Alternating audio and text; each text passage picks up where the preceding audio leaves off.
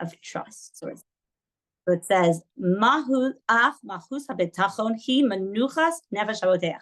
So the essence of trust, the state of being of trust, is a complete peace of mind of the one who is trusting. V'shiyeh libo samuch al mi shabatach alav sheyaseh hatov v'hanachon lo ba'inyan asher yiftach alav, and that his heart completely is samuch, like leaning on, really relying on the one that he is trusting, that he will do the good and correct thing for him in the matter of which he is trusting. So we talked about this last time. I said when we start getting into the definition of trust, we'll slowly start peeling away the layers of why this state is really only really relevant to put this trust in Hashem. And so let's translate that. So he has complete trust that he'll do good for him in that matter of which he's trusting, according to his ability and knowledge to bring about the good for him into actuality.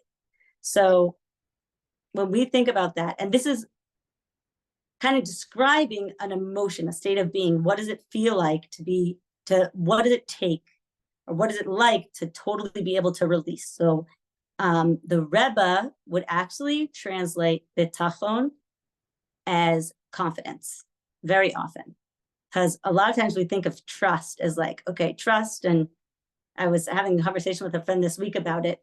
We were reading a book with different letters of the Rebbe, and it kept saying confidence now. And I realized that he's talking about bitachon right here. The Rebbe would often translate it as confidence. And you think about, like, in your body, when you say confidence, like, what does that feel like?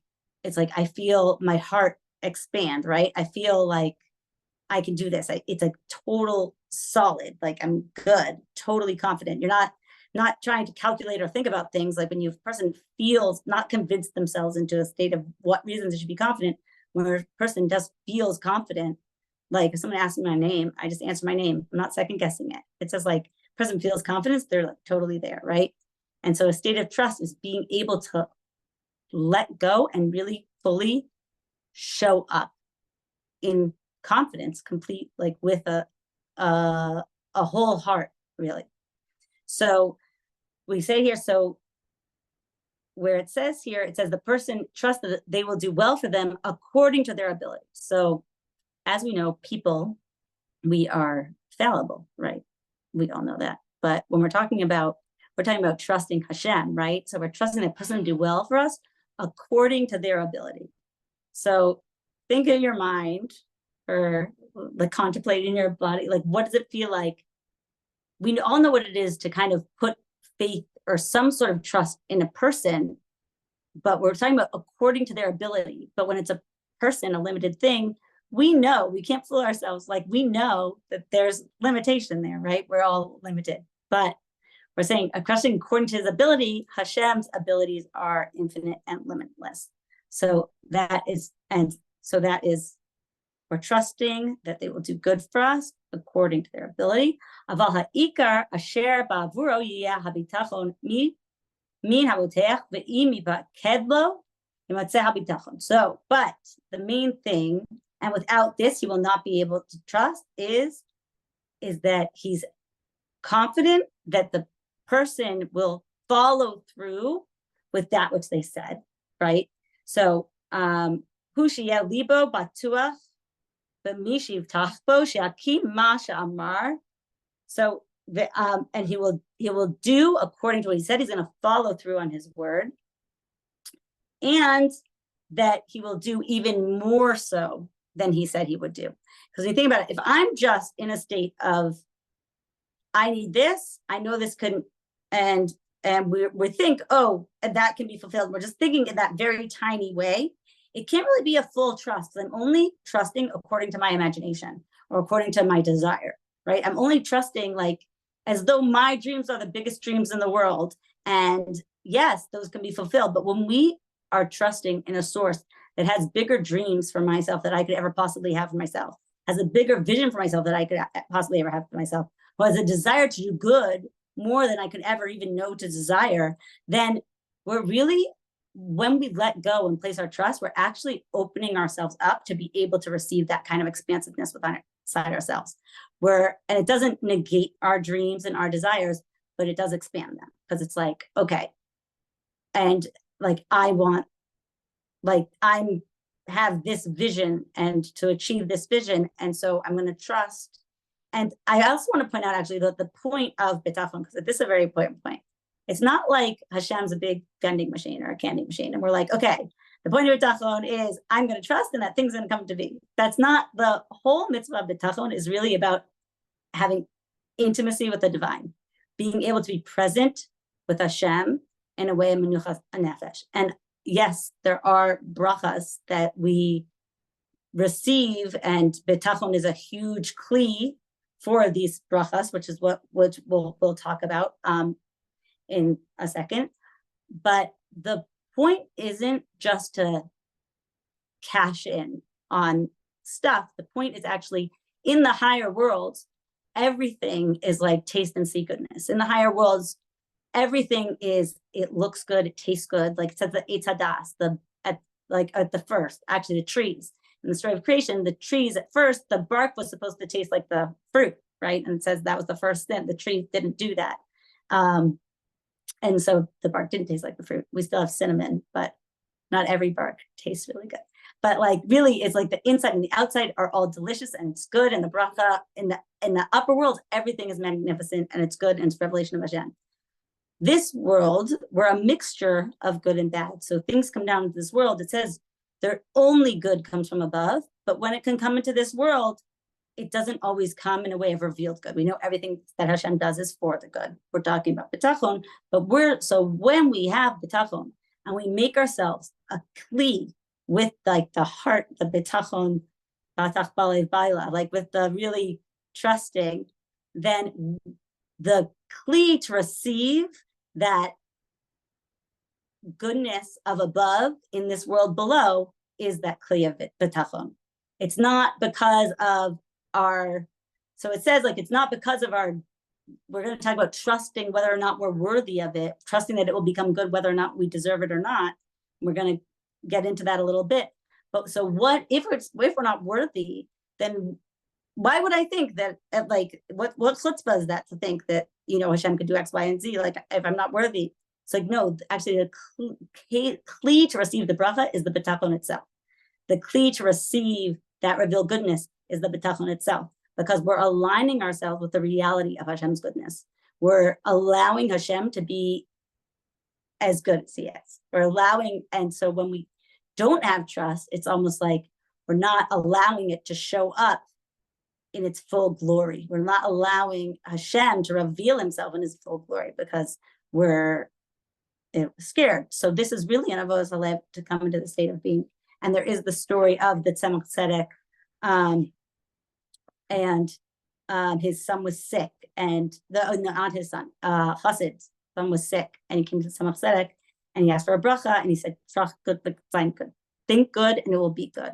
So, and we spoke about this little, is it that the goodness, thinking good, cause for all of reality to change? Or is it that reality is good, and he just aligned himself and made himself into a keli to be able to receive that sweetness of above below? Like we all know that when we go through something difficult, like, and we really tap into Hashem, we grow from it in ways that we could have never grown without that difficult thing, unfortunately. But when we align ourselves with bitachon, it's kind of like we're doing that avoda beforehand. We're going to do that growth, and we're going to receive the thing in sweetness. We don't have to schlep through the mud, right? We're going to do the growth, do the avoda of opening our hearts and trusting in Hashem and allowing ourselves to let go. It's like, and really look to Hashem, rely on Hashem.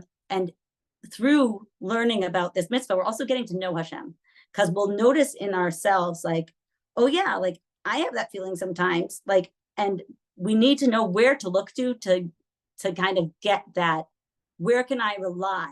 Like when we understand where we can trust Hashem and what it means to trust Hashem, we know where to look for him in our life, because bitachon, bituach, it's right, it's insurance, security, right? So we all long to feel secure, and knowing where to kind of, my heart longs to feel that way, and knowing when we lack it, we're searching for something and we want to fill it with something. So, okay, I'm going to look for this thing to make me feel secure, this thing.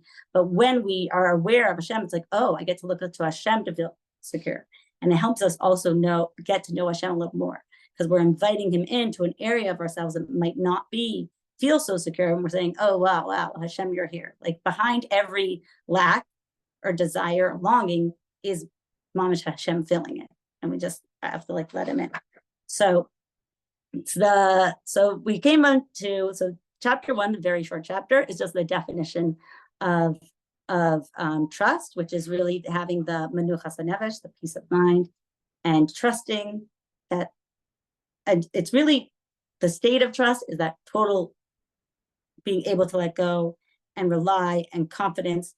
And then we talked about it, it's really, and the confidence in the one that we're trusting, that they're going to do what they say they're going to do, and they're going to come through, and that they are going to do even more than they said, and they're generous. So now we're going to come into, and there's little magnets, and maybe we'll do something where we make something of it. These are the 7 qualities of trustworthiness. So if one of these things are lacking, we can't really have trust. And through going through these things, even though he writes it as though it's a person, through going through these things, we're going to realize how really we can only have this in Hashem. For me, I know by the second one, like completely, maybe for other people, other ones, but okay. So he's saying, so this is the reason, this is what causes that a person is able to trust. This is like, yeah, there's 7 causes of trust. So first, hasibos asher bahen itachen habitachon mehaboteach al habruim. So there are 7 factors that enable a person to trust. Without these, they can't trust. The first is that they have rachamim, chemla, ve'ahava. The first is that the one in whom he is trusting has compassion, empathy, love. So he has unconditional love, unconditional compassion, and empathy. So think about it. When you're with a good friend, so it's even more than that, but somebody that loves you completely, unconditionally, totally accepts you, you can totally be yourself, and you can even like express your desire because you're totally loved, received, respected, compassion. If you're lacking something, they empathizing and feeling that you lack it, so they want to give it to you. So, but that's not enough, right? Because let's say somebody loves and has compassion and feels your pain, but what if they have their own life too? Which is this way. By the second one, I'm like, yeah, I get it. It's only Hashem, because other people have their own life too. So it could be that somebody loves you and empathizes with you and has compassion and wants you to have any of the things you want and wants you to have peace of mind, and it could be that. But if they don't have the ability, or if they're either lazy or they don't have the ability to really pay attention and to totally see it through, right? How much can we expect out of a person that they'll be able to really see the matter through without ignoring another at all, right? But Hashem, there's nothing really, right? We talk about like my paper, like everything that's on my paper is on Hashem's paper. Not everything that's on Hashem's paper is on my paper, but everything that's like in my Dalet Amos is also in Hashem's Dalet Amos. So like, partner that with complete love, acceptance, compassion, empathy, being able to totally hold. The one that is trusting is totally held by the one in whom he is trusting in, totally held, received, acknowledged, understood. And at the same time, in the one we are trusting in is completely attentive to fill that desire, completely 100%, and will not stop at anything until it's filled. So not just that they care, but that they will do it, right? They have the capacity to do it. But even that, right, could be that it's not 100%, because like, what if we have somebody that we has great compassion for us, and has total attention to everything that we may need fulfilled, or any of our desires or needs, whether physical, emotional, spiritual, whatever they are. But what if they're not strong enough, right? We can't say, if we're relying on a human, sometimes somebody has the best intentions, right? Somebody could love us so much and have the best intentions, but just due to limitation is limited, right? So the third thing is that they are strong enough. והשלישי, שיהיה חזק, לא ינצח, כאשר הוא חפץ ולא ימנעהו, מונע מעשות בקשות עבודך. So nothing will stop him, nothing will be stronger than him. So and nothing will deter him. So he's not going to change his mind, right? And this means nothing like no physical thing, and also no spiritual thing. Because sometimes we get stuck in the trap of like, when we do this avoda, it's a mental, physical, emotional avoda. It's also a spiritual avoda. And sometimes like we come into this place and, we come to this place and we're tapping into this higher frequency, this higher way of seeing. And there's this like little fear, like, well, what if it's them like, what if it's taken from me in like, it could be in a subtle way, like being afraid of an energy, like another person's energy, or being afraid of whatever else. I don't want to go into a lower consciousness because it's going to be taken away. It's like being able to like go with the flow and know like Hashem's got this, like, and nothing, no energy, no person, no obstacle, no weather, no finance, nothing will stand in his way, and nothing is able to stand in his way. So if we have these three things, if we have that the person cares, he's diligent, and he's going to show up, and he's completely attentive, and that he has the ability and the strength to overcome any obstacle that may come up on the way. Okay. And then the fourth, but even so, what if we're talking about a person that's like a fallible person, what if they don't really have my best interest? What if sometimes people like, what if it's just like a hero syndrome? Some people really love to sweep in and save the day.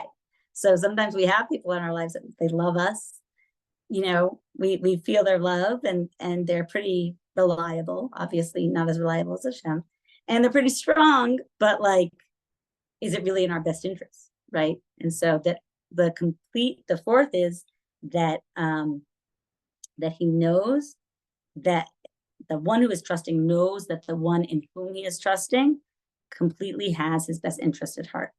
So everything that happens is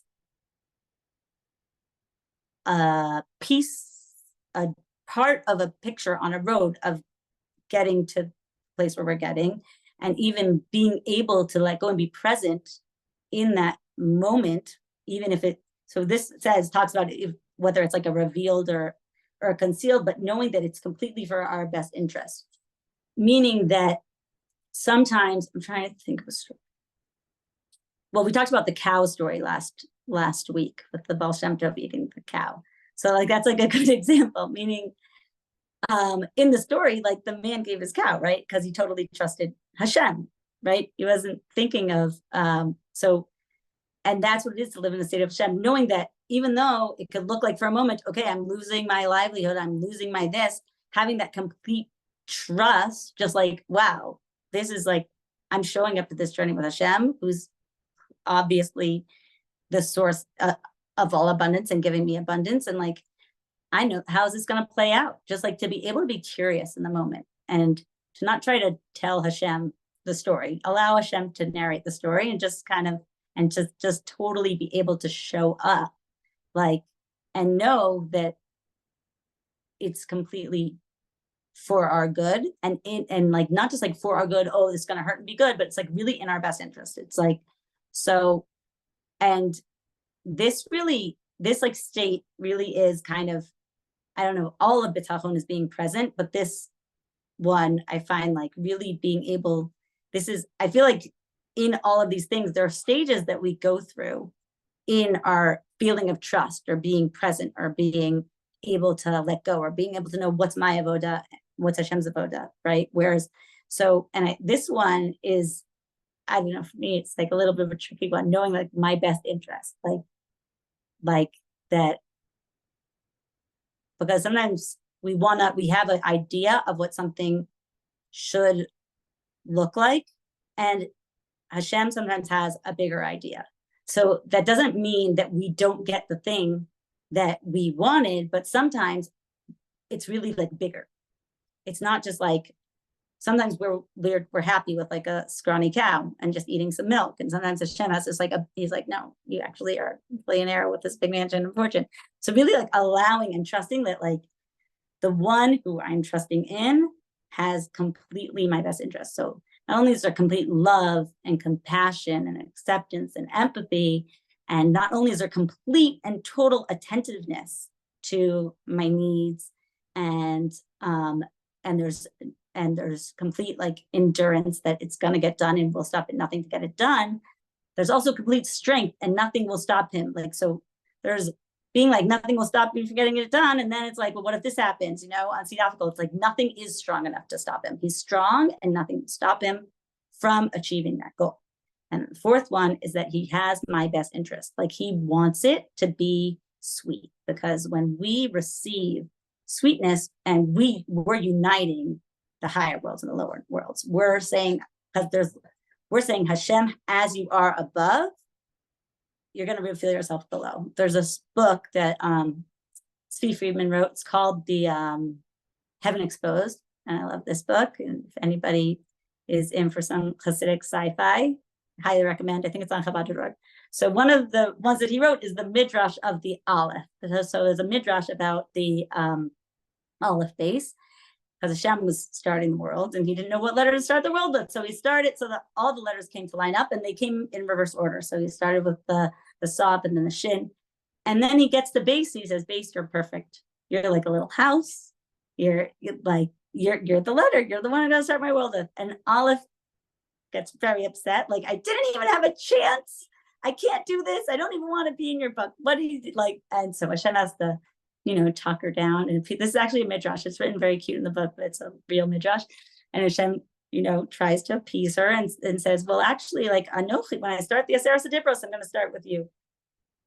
And Hashem shows the Aleph what a world would look like had he started with her. And she sees all of this. He takes her inside the crown, and she sees all of this amazing light and like, wow, it's amazing. And then he shows her what's happening in the world. And what's happening in the world is horrible things. It's like people dying and being murdered and all these horrible things. But the Aleph, all I can perceive is the light that's coming out of that. Like if people are, it's unfortunately, because it's only Hashem, if it's only Hashem, all that's perceived is like the light behind the situation, right? Because everything is actually good. So the base, which is also bitachon, is the vessel to be able to receive the goodness of above in a sweet, like cookie below, like to receive the goodness of above in something that is actually something we can enjoy, something we can appreciate, something we can bask in, versus the opposite, chas v'shalom. So Aleph got to be in Anochi because that's the cosmic energy that gives us the power to really reveal the Aleph, which is that it is all good. So it's really bringing that Aleph into the Aleph of Anochi into the base of Bereishis, or even Betachon, right? So that's the so the fourth thing is that he has our best interest. The fifth is that the person that we're trusting has taken care of us from the beginning of our existence. So this is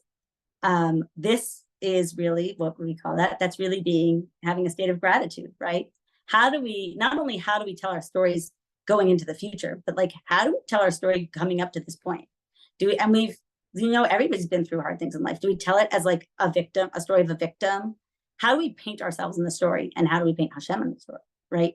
And so when we see, with the trust, because if we see that, and why is it important? Why is it an important part of trusting that the one in who we're trusting in has taken care of us from the beginning of our existence, from our childhood to our adulthood, like every single thing, and will forever, right?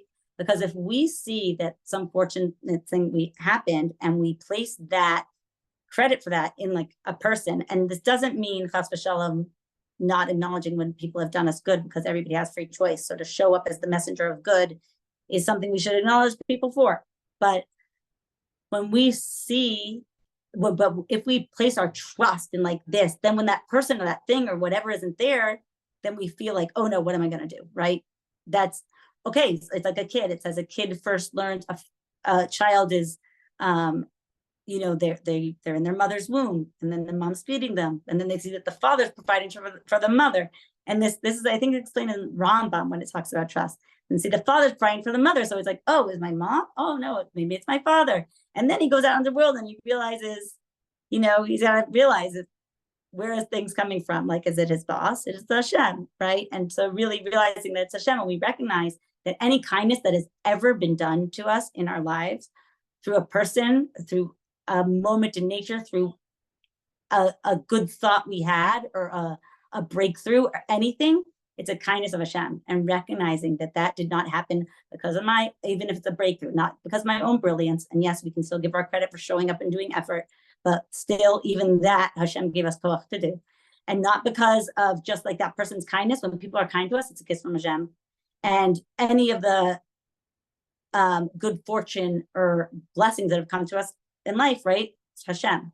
And so we recognize that he's only, not just that he will take care of us, we've only ever been taken care of by Hashem, right? Not by any other entity, any other human, any other force. We've only ever been taken care of by Hashem. And we can only have complete trust in something, because it's, that thing, like trust is earned. It's kind of like Hashem's earned our trust, because like we're born in his arms, and like whenever we become conscious enough to start having questions and whatever else, Hashem's already earned our trust, right? Because we've only ever been, from the time we're in the womb, and our souls, mamash, are a piece of Hashem, like to keep completely, and that's what we're trying to do. We're drawing that bitachon that we had above when we were like, yes, Hashem, this is an amazing idea. No soul comes down without agreeing to it, even if we start crying on the way down. like the original idea that we signed up for, our mission, like to really bring that down into this tangible life after all of the descent and all of to bring that into here. And so that is, so the fifth is that he's only ever taken care of us. So we have that we're loved unconditionally and totally accepted, compassion, empathized. We are heard, we are seen. We have that he is totally attentive and not lazy, and he will get it done, and nothing will stop him. We have that he is strong enough to get it done. So not that he won't be lazy or want to stop, but nothing actually can stop him. He is unstoppable in getting it done and providing for us. We have that he has our best interests at heart. So we don't need to narrate the story. He's telling the story. We can let him tell the story, because he's doing this for me, and I should show up, because it's pretty exciting and interesting to show up. Never know what's going to happen. The fifth is that he is always taking care of me, right? So we need to living also in a state, like, it's interesting, it's the fifth, which is hod, which is gratitude. It's like living in that state of hod, of recognition, of gratitude. When we live in gratitude, like we can't have fear and gratitude at the same time. I noticed that when I was dating, maybe engaged or something, I was like, wow. I think like we had a very short engagement, and I was like, panic or gratitude? Like when I had gratitude, I was like, oh, there's no room for panic here. Okay, we'll go there. Like you can't have both. You can't have gratitude and fear really at the same time. It doesn't work, because when we have gratitude, we're just like, wow, like, okay, everything worked out great here, so it's bound to work out in the future. The sixth is that a person has complete trust, the same way that a person is like a servant is chained to a master, that nobody else, that we are completely in the hands. It says, Vashishi sheyet inyan haboteach hulo masur biyado, like masuras nefesh, that the thing he's trusting, he has completely given it over. It is totally dependent on that, on the one in whom we are trusting. So that nobody else can harm him, help him, do good to him, protect him, or just like nobody else has any influence at all whatsoever. Really, it's totally, and it doesn't again mean, people show up in our lives, but this is saying that, but this is also like Yosef and his brothers, right? Where they threw him in the pit, and he went to Mitzrayim, right? And he saw how he was sent there. He said, only Hashem, I'm in Hashem's hands, right? I don't know what your story is, but like, he's like, I'm in Hashem's hands. So if you're throwing me in the pit, I must have, and I'm sending me to Mitzrayim, I must have a pretty big mission there. So I'm going to keep my eyes open and stay engaged in the story and see where it takes me, right? And, what happened next. Lots of times the slave in Egypt. No, I'm just kidding. That's not what happened next. What happened next was that he saved the world from hunger, and then we went to Mitzrayim, and then we got the Torah, and now we're here today, Mashiach. But he stayed conscious and present in the story, being, even if his brothers were putting him in the pit, nobody else can harm me. And even if Paro or anybody was being kind or good to him, nobody else can do good for me. So both of those things, nobody else can harm me, and nobody else can do good for me. So not being afraid and not giving godlike power to fallible, transient things, which is even a person's goodwill, right? It's still a fallible thing. But because when we receive goodwill from a person and we recognize it as a blessing from Hashem, there's no fear there. There's just reception, right? We're able to show up. Okay.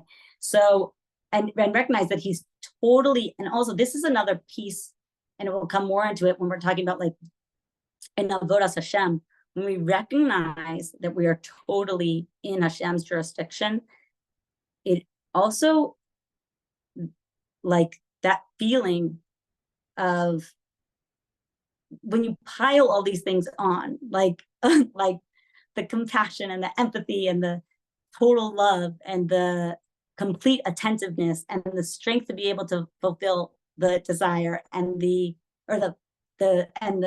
having the best interest at heart, and that we've only ever been in his hands, and every good grace we've got is ever from Hashem, and that we are totally also the only one that can help or hurt us is Hashem. We're coming into this place of really feeling the intimacy in that relationship with Hashem. Like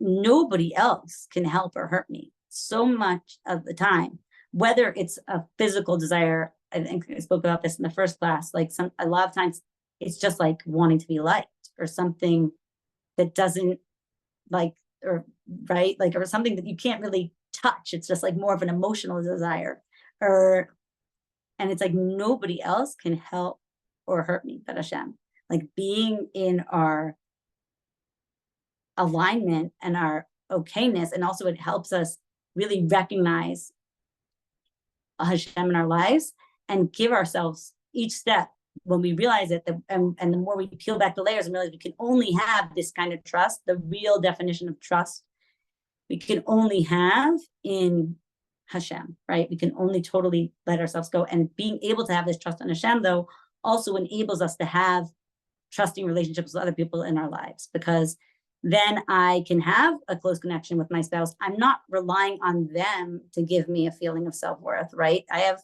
Hashem. Hashem's like, I'm not relying on them to give me like all of my, not, they don't add to us, but all of my emotional needs or things that, right? I'm not looking to them for something that they can't provide me. And not because I'm not looking to them, that's something that no human and no fallible thing can provide me. When we're aligned with Hashem, we're able to have authentic relationships with other people because we're not looking for things from them that they're not able to provide for us. And the seventh is that the one who we are trusting is extremely generous and kind for both towards those who are deserving, as well as those who are not deserving, and that it's a constant, uninterrupted kindness. Okay, so then someone that, so when we possess these qualities, so let's try to put together, we possess all of these qualities, it's like now we can step into what it means to trust. So we think like, okay, trust, it's, yeah, okay, I trust you. But it's really when we possess all of these qualities, so not just that we're unconditionally loved, seen, empathize with, there's compassion, not just that he's totally attentive at every single moment to our needs. Everything that's on my paper is on his paper. Like anything that is my thing, it's also Hashem's thing. And he's 100% in.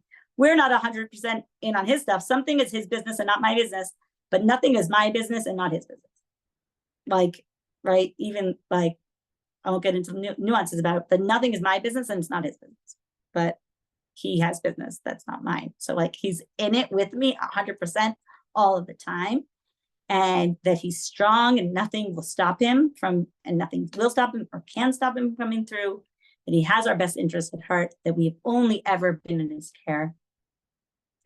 And that we are only in his care. Not this, we only have ever been in his care. He has provided for us our whole lives, but that nothing else can ever harm or can neither harm nor like give to us, right? Only Hashem. So we all those things, and then that he is completely generous and gives to us whether we're deserving, gives to those who are deserving or not deserving. Because sometimes, like when we come into this, also there's like a lot of subtle nuances, because it can feel, said this a little earlier, it can feel a little bit like a chutzpah, right? Like, who am I to think that I deserve X, Y, and Z or whatever?